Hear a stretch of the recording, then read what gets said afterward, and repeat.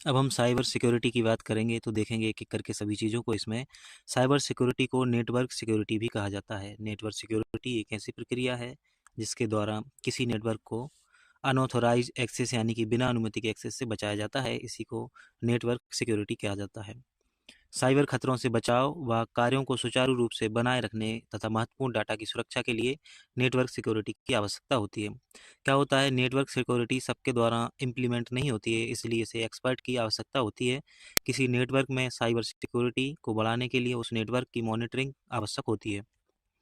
वर्तमान समय में साइबर सिक्योरिटी के प्रमुख खतरों में malware, hacking, cracking, spam, fishing और बुलिंग आदि शामिल है। नेटवर्क साइबर सिक्योरिटी के खतरों को टालने के लिए फायरवॉल और एंटीवायरस का उपयोग किया जाता है। साइबर सिक्योरिटी घटक की बात करें तो साइबर सिक्योरिटी के जो कंपोनेंट्स होते हैं ना, उनमें आप देखेंगे कि गोपनीयता, उपलब्धता, प्रमाणीकरण, सत्यनिष्ठा, गैर परित्यक्तता और एक्सेस कंट्रोल, ये इसके प्रमुख घटक हैं। गोपनीयता में क्या होता है, यह नेटवर्क सुरक्षा का सबसे पहला और महत्वपूर्ण स्तंभ है। इसके अनुसार डाटा को किसी भी अनधिकृत यानी कि अनऑथराइज्ड एक्सेस से बचाया जाता है गोपनीयता में।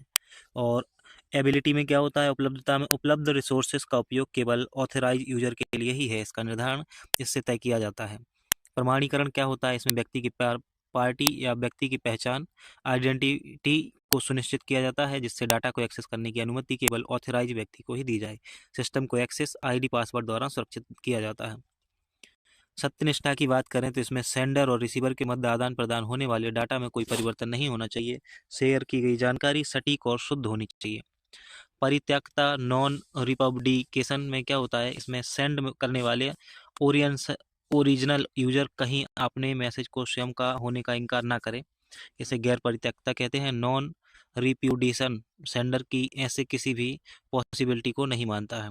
एक्सेस कंट्रोल में क्या होता है, कौन सा यूजर किस फाइल को एक्सेस कर रहा है और कर सकता है, इसका निर्धारण एक्सेस कंट्रोल में किया जाता है।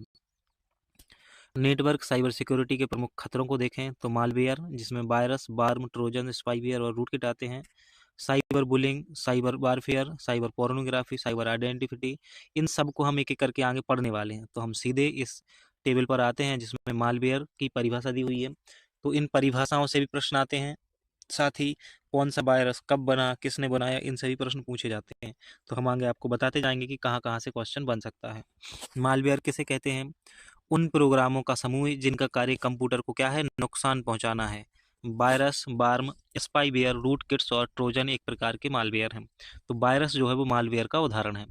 साइबर बुलिंग में क्या होता है, इंटरनेट या मोबाइल टेक्नोलॉजी का प्रयोग करके असभ्य, घटिया या तकलीफ देह मैसेज भेजना और इमेज और वीडियो भेजकर किसी को जानबूझकर तंग करना साइबर बुलिंग कहलाता है। दूसरों को डराने धमकाने के लिए text message, email, social media platform, web page, chat room आदि का उपयोग किया जाता है। किसमें, दूसरों को डराने धमकाने के लिए text message, email, social media platform, web page, chat room आदि का उपयोग, साइबर बुलिंग का उपयोग किया जाता है। भारत सरकार द्वारा कवच एंटी बुलिंग ऐप का निर्माण किया गया है। तो इससे बचने के लिए भारत सरकार ने क्या किया है, कवच एंटी बुलिंग ऐप का निर्माण किया है, इसको आपको याद रखना है। तो मालवेयर क्या करता है, मालवेयर जो है, पीडीएफ स्किप हो गई है ना, तो आप बने रहें अभी। वापस से बात करते हैं।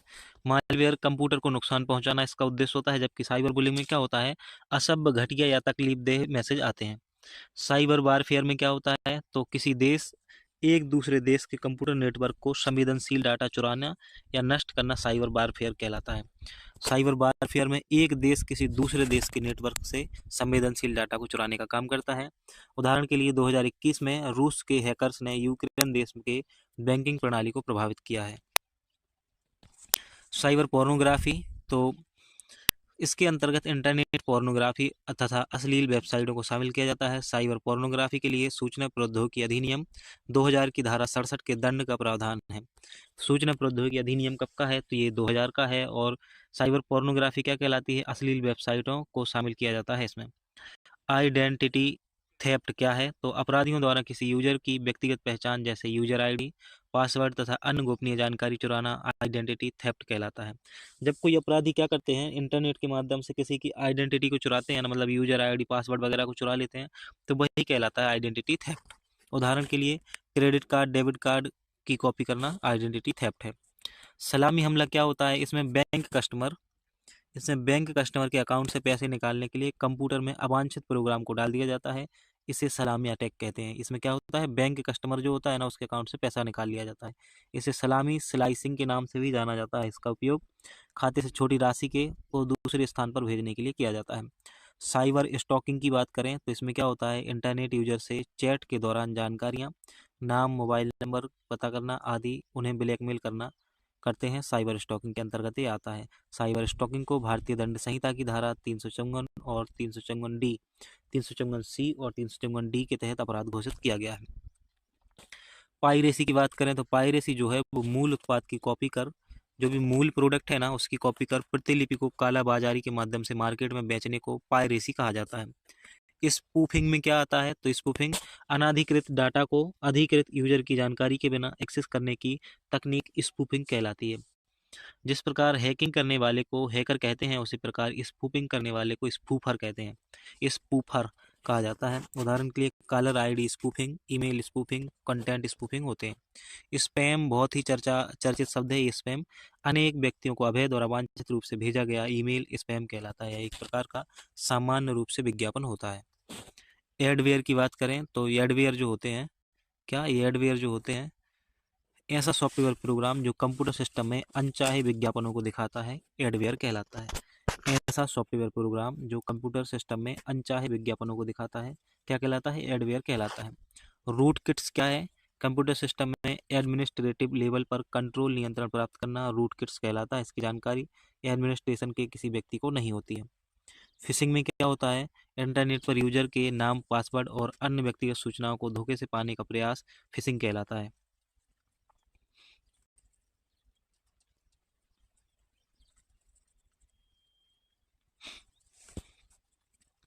फ्लेम क्या होता है? इंटरनेट पर किसी व्यक्तियों को अपमानजनक शब्द कहना या लिखना क्या होता है? फ्लेम कहलाता है। और हैकिंग में क्या होता है? किसी नेटवर्क में घुसकर डाटा से छेड़छाड़ करने की प्रक्रिया हैकिंग कहलाती है। आमतौर पर कंप्यूटर सिस्टम या कंप्यूटर नेटवर्क पर अनाधिकृत पहुंच प्राप्त करने के लिए इसका उपयोग किया जाता है। एक कंप्यूटर विशेषज्ञ जो हैकिंग का कार्य करता है उसे हैकर्स कहा जाता है। क्रैकिंग क्या होती है? क्रैकिंग तो किसी की इजाज़त के बगैर इंटरनेट सुरक्षा को तोड़कर कंप्यूटर में डाटा चुराना क्रैकिंग कहलाता है। मतलब किसी की परमिशन के बिना जब कंप्यूटर का डाटा चुरा लिया जाता है तो उसको क्रैकिंग कहते हैं। इसे अंजाम देने वाले व्यक्ति को क्रैकर या फिर ब्लैक हैट हैकर्स कहा जाता है। क्रैकर और ब्लैक हैट हैकर्स कहा जाता है। क्रैकर डाटा चुराने के बाद उसका सही जगह उपयोग नहीं करता। कुकीज़ की बात करें, बहुत ही खतरनाक चीज़ है। कुकीज़ यूजर की जानकारी के बिना देखी गई वेबसाइट का विवरण रखता है। मान लीजिए कि आपने पिछली बार फ्लिपकार्ट पर कंप्यूटर परीक्षा बुक सर्च की थी और यह डाटा कुकीज़ के माध्यम से फ्लिपकार्ट पर तक पहुंच गया है। अब यदि आप फिर से फ्लिपकार्ट पर जाते हो तो आपको ऐसी पुस्तकें दिखाई जाएंगी जो एक ही प्राइस रेंज के अंतर्गत और कंप्यूटर विषय की हों। डाटा ड्रिलिंग क्या कहलाती है? तो डाटा ड्रिलिंग में कंप्यूटर में उपस्थित जो डाटा होता है उसमें हेरफेर करना डाटा ड्रिलिंग कहलाता है। उदाहरण के लिए किसी कंपनी में बहुत से कर्मचारी हैं और उन सभी कर्मचारियों का डाटा उस कंप्यूटर स्टोर में है। अब इस डाटा को किसी बाहरी व्यक्ति द्वारा हेरफेर कर दिया जाता है तो इसे हम डाटा ड्रिलिंग का नाम देंगे। डिनाइल ऑफ सर्विस क्या होती है? यह हैकर के द्वारा किया गया नेटवर्क अटैक है। इसमें हैकर के द्वारा नेटवर्क माध्यम में ट्रैफिक क्रिएट करके उसे बाधित किया जाता है जिससे यूजर सर्वर तक नहीं पहुंच पाता है। इसे ही डिनाइल ऑफ सर्विस कहा जाता है। अब हम एक एक करके मालवेयर को देखेंगे। तो मालवेयर उन प्रोग्रामों का समूह जो कंप्यूटर को नुकसान पहुंचाना चाहते हैं, जिसके उदाहरणों में वायरस, स्पाईवेयर, रूटकिट्स और ट्रोजन आते हैं। मॉलिशियस सॉफ्टवेयर कंप्यूटर में आने के कारण क्या होते हैं? तो स्पैम से मेल, गलत फाइल के डाउनलोड करने पर और गलत वेबसाइट खोलने पर मॉलिशियस सॉफ्टवेयर कंप्यूटर में आने का कारण होता है। मॉलवेयर से बचने के उपाय क्या हैं? किसी भी प्रकार के फर्जी ईमेल अटैचमेंट को ओपन ना करना, किसी प्रकार की डाउनलोडिंग हमेशा कानूनी वेबसाइट से ही करें और पायरेटेड सॉफ्टवेयर यानी कि मुफ्त में मिलने वाले प्रोग्राम डाउनलोड ना करें। कंप्यूटर में लाइसेंस वाला एंटीवायरस डालकर रखें। प्रमुख मालवेयर प्रोग्राम जो है उनमें सबसे पहला जो है वायरस का नाम आता है। कौन सा? वायरस। यह दोषपूर्ण सॉफ्टवेयर प्रोग्राम होता है जो डाटा को खराब और नष्ट करने का कार्य करता है। वायरस का जो फुल फॉर्म है vital information resource under seize, इसका नाम पूरा आपको याद रखना है। इससे प्रश्न पहले भी एमपीपीएससी में पूछा जा चुका है और आगे भी पूछा जा सकता है। Vital information resource under siege. Root kits क्या होता है? कंप्यूटर एडमिनिस्ट्रेटिव लेवल पर कंट्रोल नियंत्रण प्राप्त करना। अभी थोड़ी देर पहले हमने इसको देखा है। ये रूट किट्स कहलाता है। बार्म की बात करें तो अपनी खुद कॉपी खुद बनाकर तेजी से फैलने वाला मालवेयर है। ये अपनी कॉपी खुद बनाता है, कंप्यूटर की मेमोरी को भरता है और उसकी स्पीड को धीमा करता है। बार्म में उदाहरण देखेंगे आप तो मॉरिस जो है और आई लव और बेंगल इसका उदाहरण है। स्पाईवेयर की बात करें तो स्पाईवेयर में वह मालवेयर प्रोग्राम जो यूजर की गतिविधियों पर निगरानी रखने के लिए हैकर द्वारा कंप्यूटर पर इंस्टॉल किया जाता है, उसे स्पाईवेयर कहते हैं। इसमें पेगासस बहुत ही चर्चा में रहा था और कूल वेब सर्च और जेंगो शामिल है। पेगासस, कूल वेब सर्च और जेंगो शामिल हैं। आपको इन वायरसों के नाम याद रखने हैं, इनसे क्वेश्चन पूछा जाता है। रैनसमवेयर की बात करें तो यह मालवेयर प्रोग्राम जो कंप्यूटर की फाइल को लॉक कर देता है। तो रैनसमवेयर जो है वो क्या करता है, कंप्यूटर की फाइल को लॉक करता है, उसे अनलॉक करने के बदले में फिरौती मांगते हैं। ये क्या मांगते हैं, फिरौती मांगते हैं। इनको रैनसमवेयर कहते हैं, रैनसमवेयर कहते हैं। इसमें जो उदाहरण है रैनसमवेयर के वो है बन्ना क्राई, पेटिया और बैड रैबिट और लॉकी। की लॉगर की बात करें तो यह मालवेयर या स्पाईवेयर प्रोग्राम जिसे यूजर की सूचना के बिना कंप्यूटर में चलाया जाता है या कंप्यूटर में दबाए गए कीज पर निगरानी रखता है और उन्हें रिकॉर्ड करता है, की लॉगर कहलाता है। एडवेयर जो होता है इसको पहले भी हम देख चुके हैं कि अनचाहे विज्ञापन इसके द्वारा दिखाए जाते हैं। और बोट नेट्स के द्वारा डिवाइस का एक नेटवर्क होता है। बोट नेट इंटरनेट से जुड़े कई डिवाइस का एक नेटवर्क होता है जो हैकर या कंट्रोलर द्वारा कंट्रोल किया जाता है। इसका इस्तेमाल लॉगिन आईडी और पासवर्ड को चुराने, कंप्यूटर को कंट्रोल करने और डिस्ट्रीब्यूट डेनियल सर्विस अटैक करने के लिए किया जाता है। स्केयर बेयर की बात करें तो यह मालवेयर प्रोग्राम जिनके द्वारा यूजर को फ्री एंटीवायरस या सॉफ्टवेयर डाउनलोड करने का लालच दिया जाता है। इसे डाउनलोड करते ही वायरस कंप्यूटर में प्रवेश कर जाता है। इसमें क्या है, एंटीवायरस डाउनलोड करने का लालच दिया जाता है स्केयर बेयर में। बैकडोर जो होता है वो मालवेयर प्रोग्राम जो कंप्यूटर सिस्टम में अनाधिकृत कार्य करते हैं। और ट्रोजन हॉर्स की बात करें तो वह मालवेयर प्रोग्राम जो कंप्यूटर के माध्यम से इंटरनेट के माध्यम से कंप्यूटर में प्रवेश करता है या किसी उपयोगी प्रोग्राम के साथ स्वयं को अटैच कर लेता है। इसे हाइड मालवेयर प्रोग्राम कहा जाता है। जैसे Zeus, zero access root kits Trojan horse के उदाहरण हैं। अब हम कंप्यूटर वायरस को देखने जा रहे हैं। सभी कंप्यूटर वायरसों को एक एक करके देखेंगे। कंप्यूटर वायरस क्या होता है, एक दोषपूर्ण प्रोग्राम होता है जो डाटा को क्या करता है, खराब या नष्ट करता है। इसका जो पूरा नाम है वो आपको याद रखना है विशेष रूप से। इसका पूरा नाम क्या है, vital information resource under seize इसका फुल फॉर्म है। यह कंप्यूटर हार्डवेयर को प्रभावित नहीं करता है। यह वायरस शब्द का सर्वप्रथम प्रयोग फ्रेड कोहेन ने किया था। तो इसका जो पहला प्रयोग है किसने किया था, फ्रेड कोहेन ने इसका प्रयोग किया था। और वायरस के प्रकार यहाँ पर दिए हुए हैं, आप देख सकते हैं। Boot sector virus, program virus, browser hijacker, macro virus, encrypted virus, polymorphic virus, network virus और डायरेक्टरी वायरस। सभी वायरस जो है वो मालवेयर होते हैं, लेकिन सभी मालवेयर वायरस नहीं होते हैं। सबसे पहले हम बूट सेक्टर वायरस की बात करेंगे। ऐसे वायरस हार्ड डिस्क या फ्लॉपी डिस्क में बूट रिकॉर्ड को संक्रमित करते हैं। क्या करते हैं ऐसे वायरस, हार्ड डिस्क या फ्लॉपी डिस्क में बूट रिकॉर्ड को संक्रमित करते हैं। यह वायरस ओवरराइट करके यह बूट रिकॉर्ड प्रोग्राम को बदल देते हैं। डिस्क किलर, स्टोनेड वायरस और EL के क्लोनर, साथ ही ब्रेन जो है वो इसी प्रकार के वायरस हैं, बूट सेक्टर वायरस हैं। ये जो नाम है वायरस के आपको याद रखने हैं। प्रोग्राम वायरस की बात करें तो यह प्रोग्राम फाइल में .exe, .bin, .com आदि एक्सटेंशन के साथ एग्जीक्यूटेबल प्रोग्राम फाइल को संक्रमित करते हैं। वायरस अपनी कॉपी बनाता है और फाइलों को संक्रमित कर मेमोरी में एक्टिवेट हो जाता है। कैस्केड और संडे इसी प्रकार का वायरस है, प्रोग्राम वायरस है। ब्राउजर हाईजैकर वायरस की बात करें तो यह वायरस वेब ब्राउजर को संक्रमित करता है, जिनमें यह विभिन्न फर्जी वेबसाइटों तक पहुंचता है। उदाहरण के लिए sweet page, ask tool, toolbar. Macro virus की बात करें तो यह वायरस जो है किसी डॉक्यूमेंट या टेम्पलेट को संक्रमित करता है। यह वायरस स्वयं को डॉक्यूमेंट से जोड़े रखता है। यदि डॉक्यूमेंट दूसरे कंप्यूटर पर खोले जाते हैं तो उन कंप्यूटर में भी संक्रमण फैल जाता है। वर्ड कॉन्सेप्ट और DMW इसका उदाहरण है। एनक्रिप्टेड वायरस क्या होता है, इस प्रकार के वायरस इनक्रिप्टेड कोड का उपयोग करते हैं। एंटीवायरस सॉफ्टवेयर से इनका पता लगाना कठिन होता है। पॉलीफॉर्मिक वायरस क्या होते हैं, यह वायरस अपने कोड को अलग अलग तरीके से इनक्रिप्ट करता है। यह कोड में हर फाइल को अलग अलग संक्रमित करता है। इसको पहचानना बहुत ही मुश्किल होता है। फोनिक्स और स्टिमुलेट, इनवोलेंट्री और इलकैम इसके उदाहरण हैं। नेटवर्क वायरस की बात करें तो इस प्रकार का वायरस स्थानीय नेटवर्क क्षेत्र, लैन और इंटरनेट के माध्यम से फैलता है। उदाहरण के लिए SQL और स्लैमर जो है और निम्बा इसका उदाहरण है। डायरेक्टरी वायरस की बात करें तो यह वायरस फाइल का पैथ जो है वो बदल देता है।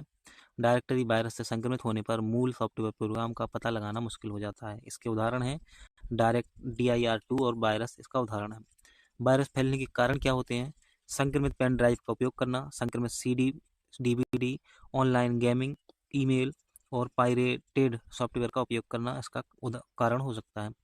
वायरस के जो प्रभाव होते हैं, कंप्यूटर की स्पीड को धीमा बना देते हैं ये, ब्राउजर सेटिंग में बदलाव लाते हैं, कंप्यूटर का हैंग होना, अजीब से आइकॉन का बनना, पॉपअप विंडो का खुलना इसका उदाहरण है। पॉपअप विंडो क्या होता है? अभी थोड़ी देर पहले हमने ऊपर देखा था, आप कमेंट करके बताइएगा।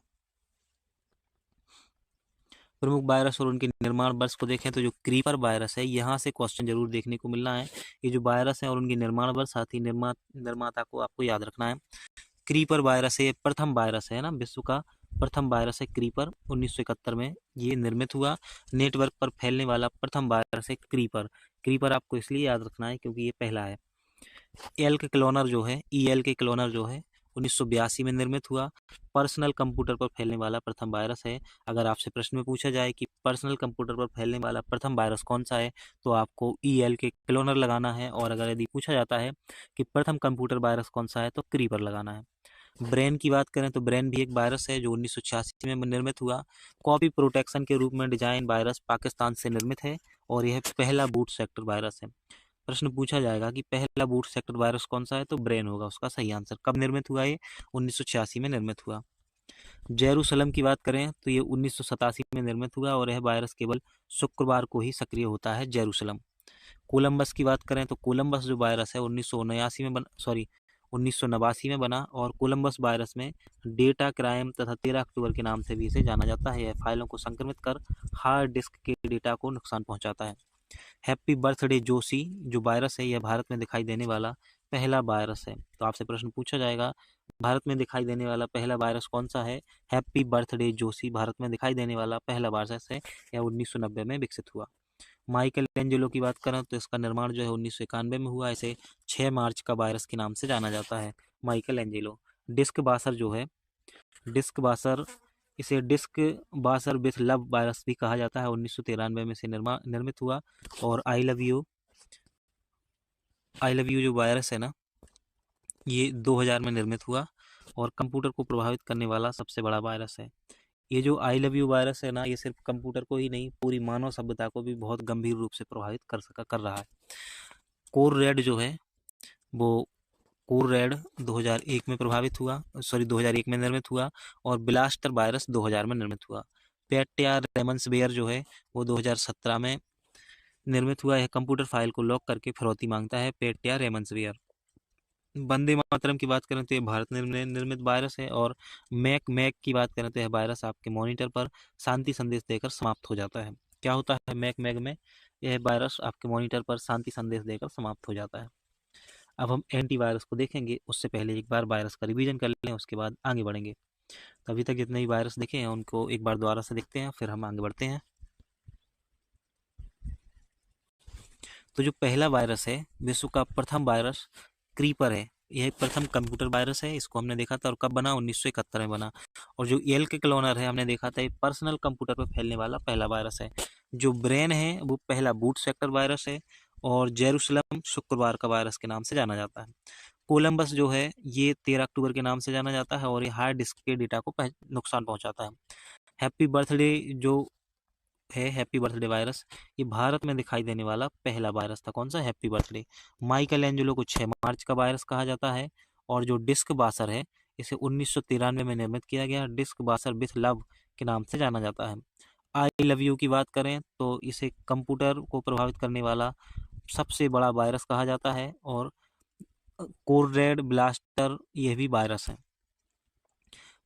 पेट्या रेमन्सवेयर की बात करें तो कंप्यूटर फाइल को लॉक करके ये क्या मांगते हैं? फिरौती मांगते हैं। 2017 में बना। वंदे मातरम भारत में निर्मित वायरस है। और मैक जो है, यह वायरस आपके मॉनिटर पर शांति संदेश देकर समाप्त हो जाता है। अब हम एंटीवायरस को देखने जा रहे हैं। अभी तक अगर आपने वीडियो को लाइक नहीं किया है तो प्लीज़ एक लाइक कर दीजिए, है ना। उसके बाद फिर हम आगे बढ़ते हैं। एंटीवायरस की बात करें तो कंप्यूटर तथा नेटवर्क पर विभिन्न वायरस के खतरे को बचाने के लिए एंटीवायरस का उपयोग होता है।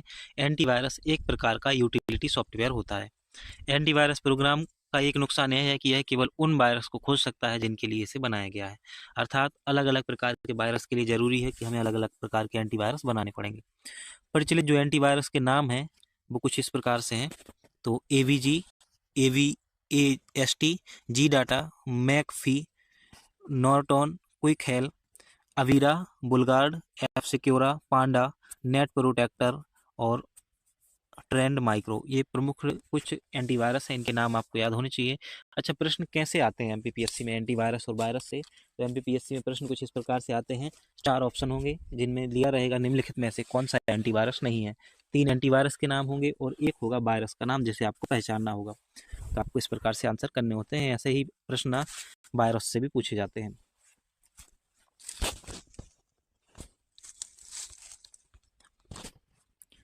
कंप्यूटर सुरक्षा के उपाय क्या हैं, है ना? अगर आप अपने कंप्यूटर को सुरक्षित रखना चाहते हो तो क्या क्या उपाय हैं? एक तो आपको पासवर्ड का प्रयोग कर सकते हैं आप, antivirus, firewall, encryption, decryption, cryptography, patch, digital signature, biometric, captcha, proxy server, smart dog, Palladium और क्रूजर का प्रयोग आप कर सकते हो। इन सभी को विस्तार से हम नीचे देखने वाले हैं।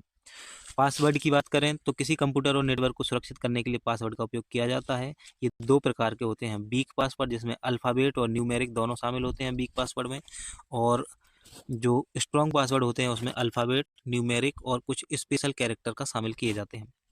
एंटीवायरस की बात करें तो क्या है, कंप्यूटर तथा नेटवर्क के लिए विभिन्न वायरस के खतरे से बचाने के लिए एंटीवायरस का उपयोग कर सकते हैं। यह केवल उन वायरसों को खोज पाता है जिनके लिए इसे बनाया जाता है। और एंटीवायरस के उदाहरण क्या हैं?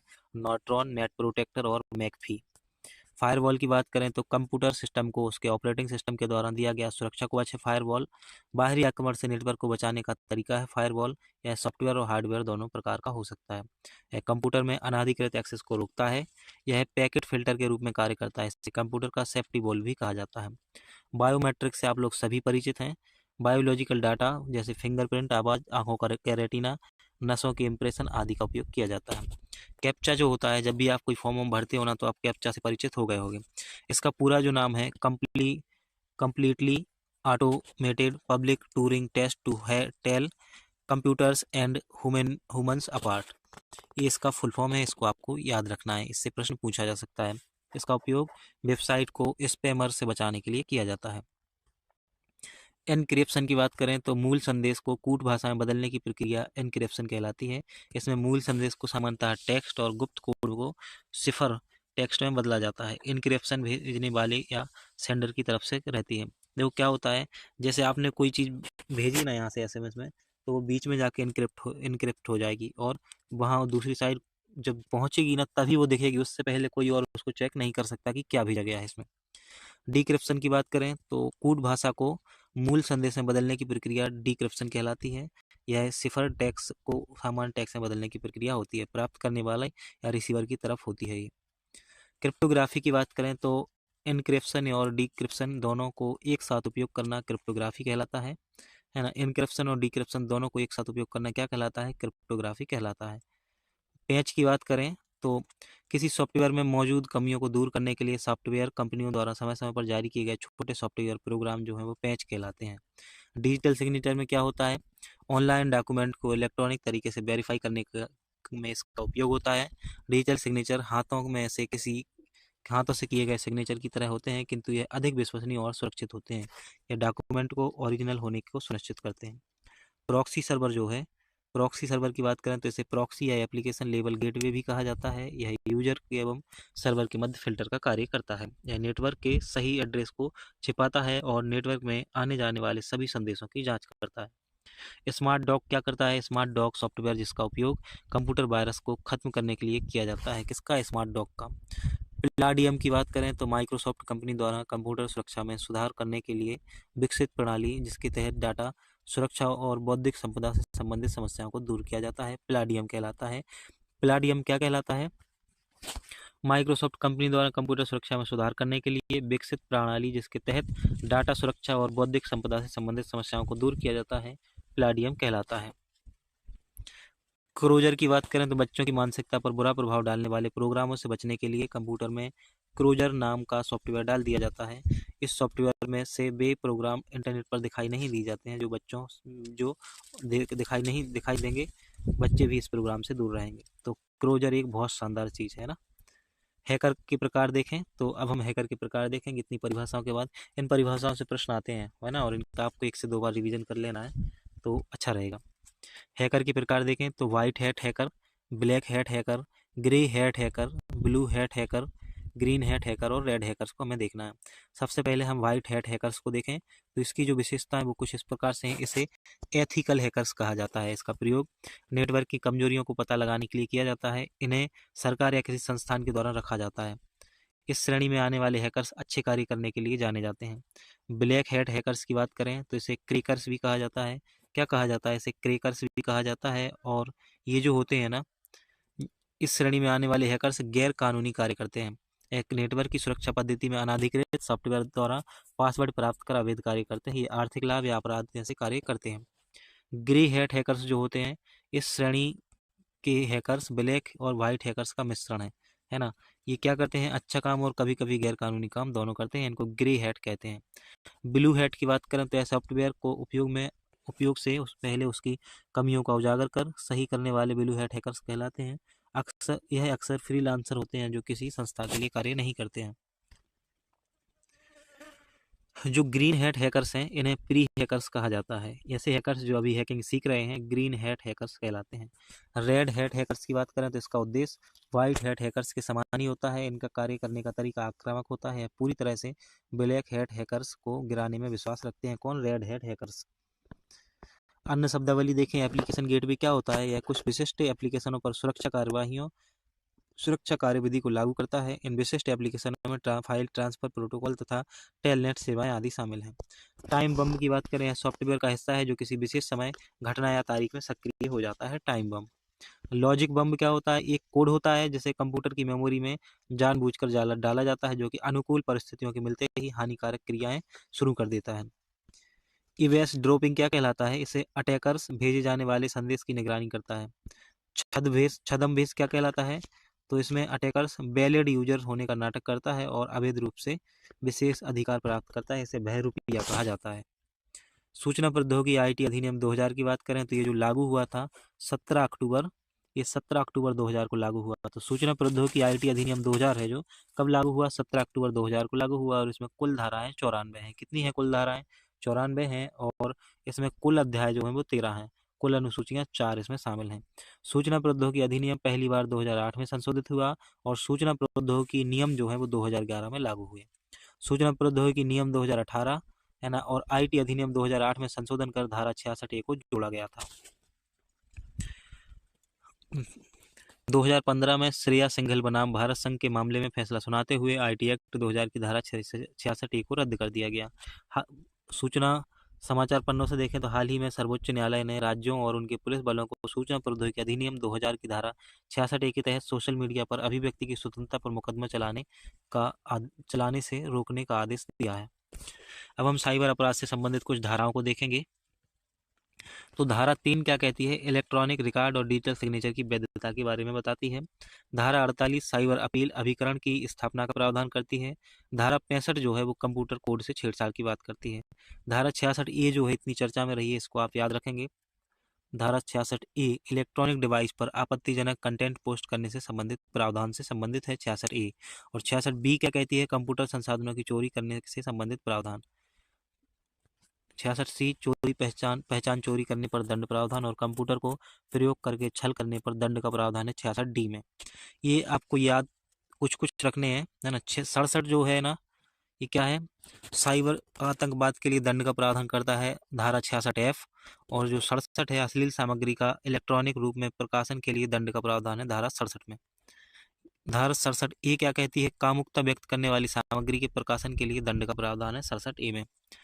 67 बी क्या कहती है? बच्चों को अश्लील अवस्था वाली और आपत्तिजनक सामग्री प्रसारण करने का पर दंड का प्रावधान है इसमें।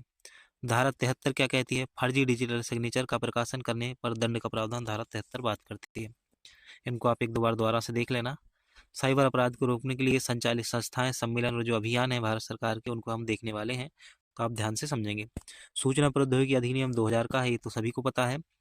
साइबर सुरक्षा को बढ़ाने, साइबर अपराधों को कम करने 17 अक्टूबर 2020 को इसे लागू किया गया। बुडापेस्ट कन्वेंशन का संबंध भी साइबर क्राइम को रोकने से है। यह संधि जो अंतर्राष्ट्रीय संधि है 2001 में हस्ताक्षर कर 2004 में लागू हुई। तो बुडापेस्ट कन्वेंशन कब लागू हुआ? 2004 में लागू हुआ। किससे संबंधित है? साइबर क्राइम से संबंधित है। सर्ट-इन की बात करें, भारतीय कंप्यूटर इमरजेंसी रिस्पांस टीम सर्ट-इन की बात करें तो ये हैकिंग और फिशिंग जैसे साइबर खतरों को निपटाने के लिए एक नोडल एजेंसी है, जिसकी स्थापना 2004 में की गई है और इसका मुख्यालय जो है नई दिल्ली में है। तो सर्ट-इन का मुख्यालय कहाँ है? नई दिल्ली में है और स्थापना कब हुई है? 2004 में हुई है। भारतीय साइबर अपराध समन्वय केंद्र की बात करें तो I4C की बात करें तो ये है 2018 में गृह मंत्रालय द्वारा संचालित Indian cyber crime coordinate centre है ये। इसका उद्देश्य साइबर सुरक्षा को मजबूत करना है। भारतीय साइबर अपराध समन्वय केंद्र। डीप डाइव ऑनलाइन ट्रेनिंग की बात करें तो इसमें क्या होता है? 2018 में साइबर वातावरण को मजबूत करने के लिए इलेक्ट्रॉनिक्स और सूचना प्रौद्योगिकी मंत्रालय द्वारा इसे शुरू किया गया, किसको? डीप डाइव ऑनलाइन ट्रेनिंग को। राष्ट्रीय अपराध रिपोर्ट पोर्टल नागरिकों को ऑनलाइन साइबर क्राइम के खिलाफ शिकायत करने के लिए गृह मंत्रालय के अधीन 2019 को राष्ट्रीय साइबर अपराध रिपोर्टिंग पोर्टल की शुरुआत की गई। SAI की बात करें, सिक्योर एप्लीकेशन फॉर इंटरनेट, तो आर्मी के द्वारा 2020 के जारी साइबर सुरक्षा के संबंधित मैसेज मोबाइल एप्लीकेशन है ये साई। साइबर सुरक्षा नीति की बात करें तो साइबर सुरक्षा नीति 2013 और नई सुरक्षा नीति 2020 में लाई गई। ऑस्ट्रेलियन ऑनलाइन सेफ्टी बिल की बात करें, ऑनलाइन सुरक्षा को बढ़ाने के लिए ऑस्ट्रेलिया देश का ऑनलाइन सेफ्टी बिल जनवरी 2022 में लागू किया गया। COCON है जो, यह केरल सरकार द्वारा आयोजित साइबर सुरक्षा और हैकिंग पर होने वाला वार्षिक सम्मेलन है। साइबर सुरक्षित भारत पहल जो है इलेक्ट्रॉनिक और सूचना प्रौद्योगिकी मंत्रालय ने 2018 में इसे लॉन्च किया। इसका उद्देश्य भारत में साइबर सुरक्षा को बढ़ावा देना। इसके तहत 3 स्तंभ हैं: जागरूकता, शिक्षा और सामर्थ्य। साइबर सुरक्षित भारत पहल किसकी है? इलेक्ट्रॉनिकी और सूचना प्रौद्योगिकी मंत्रालय की है। समाचार पन्नों से देखें तो साइबर सुरक्षा और हैकिंग पर होने वाला वार्षिक सम्मेलन COCON को के नाम से जाना जाता है। वह 4 से 7 अक्टूबर 2023 को कोची में आयोजित किया गया है। भारतीय दंड संहिता में साइबर अपराधों से संबंधित जो प्रावधान है वो देख लेते हैं। तो IPC की धारा जो 420 है ना, वो फर्जी वेबसाइट का साइबर फ्रॉड से संबंधित है। और IPC की जो धारा 463 है, फर्जी इलेक्ट्रॉनिक रिकॉर्ड का इस्तेमाल करना इसके अंतर्गत आता है। IPC की धारा 499 ईमेल के माध्यम से धमकी भरे संदेश भेजना इसमें शामिल है। साइबर अपराध के प्रकारों को देखेंगे तो आर्थिक अपराध में आता है सलामी हमला। आर्थिक अपराध में सलामी हमला, साइबर स्टॉकिंग, पायरेसी और स्पूफिंग आता है, जिनको हम पहले ही विस्तार से देख चुके हैं। सामाजिक अपराध में cyber bullying, cyber warfare, cyber pornography, flame और आइडेंटिटी थेफ्ट शामिल हैं। तकनीकी अपराध की बात करें तो इसमें spam, cookies, data diddling, bug phishing, denial of service और रूट किट शामिल हैं। तो अब तकनीकी अपराध में कौन कौन? Spam, cookies, data diddling, bug phishing, denial of service और रूट किट शामिल है। वहीं आर्थिक में सलामी हमला, साइबर स्टॉकिंग और पायरेसी था, साथ ही स्पूफिंग जो होता है ना, वो आर्थिक अपराध में शामिल है। एग्जाम हेल्प की बात करें तो एनक्रिप्शन को हम पहले देख चुके हैं। एनक्रिप्शन वह है जिसमें के अंतर्गत डेटा को पहचानने योग्य या इनक्रिप्टेड रूप में बदला जाता है। इसका उपयोग जो है सामान्यतः संवेदनशील सूचनाओं को सुरक्षित रखने के लिए किया जाता है। सिमेटिक एन्क्रिप्शन की बात करें तो इसमें क्या होता है? सिमेटिक एल्गोरिथम क्रिप्टोग्राफी में निर्देशों का एक सेट है जो डेटा को एनक्रिप्ट और डिक्रिप्ट करने की एक कुंजी है, इसका उपयोग करता है। ब्लोफिश और टूफिश इसका उदाहरण है। ब्लोफिश क्या होता है? यह सीमित उपकरण संदेश को 64 बिट ब्लॉकों में बांटता है और उन्हें व्यक्तिगत रूप से एनक्रिप्ट करता है। यह सार्वजनिक डोमेन है जिसका प्रयोग मुख्यतः ई-कॉमर्स प्लेटफॉर्म, सुरक्षित भुगतान और पासवर्ड प्रबंधन टूल में किया जाता है। टूफिश क्या है? यह लाइसेंस फ्री सम्मित इनक्रिप्शन है। यह ब्लोफिश की कमी को पूरा करता है। यह 128 बिट डेटा ब्लॉक को डिस्क्रिप्ट करता है और प्रत्येक डेटा को 16 राउंड में इनक्रिप्ट करता है। अभी तक चैनल को सब्सक्राइब नहीं किया तो जल्दी से चैनल को सब्सक्राइब कर लो। देखो क्या है, आपको ना जैसे ही हमारे 1000 सब्सक्राइबर होने वाले हैं, आपको बहुत बड़ा गिफ्ट मिलने वाला है ना। तो वो मिलने वाला है कब? 16 दिसंबर को। और अगर आप चाहते हो तो जल्दी से चैनल को, वीडियो को सब्सक्राइब करो हमारे और इसको लाइक करो। साथ ही मिलते हैं फिर।